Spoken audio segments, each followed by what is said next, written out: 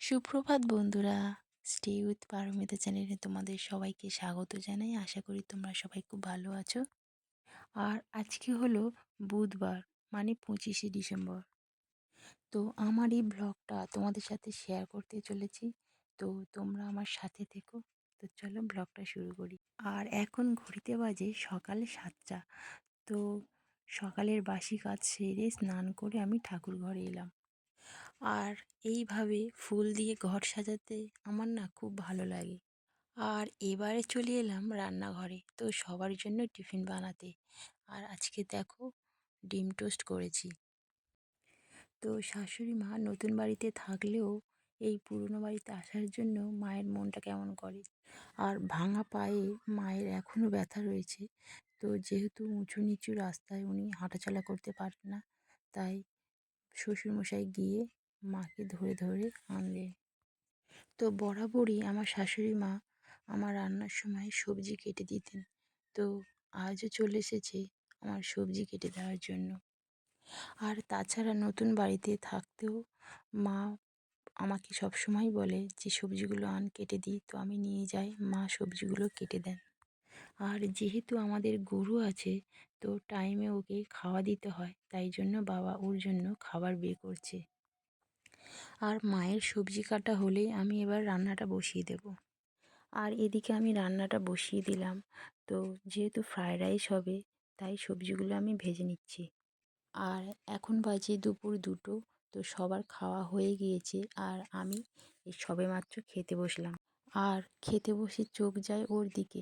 তো দেখো, একটু আগে ওকে রুটি দিয়েছি, তো খেয়ে ও আবার চলে এসেছে। তো ভাবলাম খাওয়ার আগে ওকে খাবারটা দিয়ে দিই। আর দেখো, খাবার নিয়ে গেলে ও না পিছন পিছন চলে আসে। আর যেহেতু ও এখানে সব সময় খায়, তো তাই জন্য ওকে এখানেই খাবার দিলাম। আর আজকের আমাদের দুপুরে খাবার ছিল ফ্রায়েড রাইস, তো চিকেন কষা। তো আমি খেতে বসলাম। তো এখন বাজে বিকেল 4টে।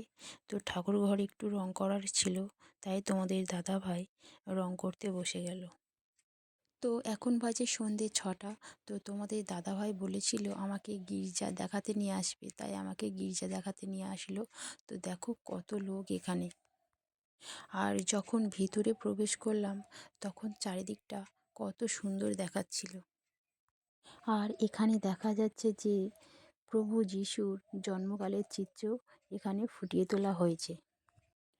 তো এবার আমরা চলে আসলাম চার্চের বাইরে।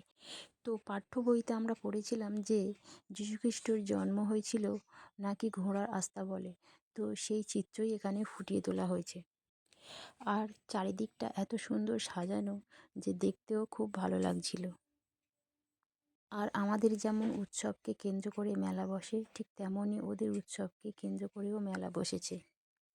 আর দেখো চারিদিকে কত দোকান বসেছে। তো অনেকক্ষণ মেলা ঘোরার পর তো এবার যাচ্ছি বাড়ির দিকে। আর মিষ্টি মেলাতে কি কি কিনেছে, তো সেই সবগুলো ওর দিদিভাইয়ের কাছে দেখাতে চলে এলো। আর দেখো, জিনিসপত্র কেনার সময় দোকানদার মিষ্টিকে একটা গিফটও দেয়, যেটা পেয়ে মিষ্টি খুব খুশি হয়। আর ওর এই আনন্দটা কোনো দিনও টাকা দিয়েও কেনা যাবে না। আর এই গিফটের মধ্যে ছিল ছোট্ট ছোট্ট কতগুলো লজেন্স, যেটা মিষ্টি সবাইকে দিচ্ছিল। তো বন্ধুরা, আজকের ভ্লগটা ছিল এই পর্যন্ত। যদি তোমাদের ভ্লগটা ভালো লাগে তাহলে একটা লাইক করে পাশে থেকো, আর তোমরাও সবাই ভালো থেকো। তো দেখা হচ্ছে নেক্সট ভিডিওতে। চলো, টাটা।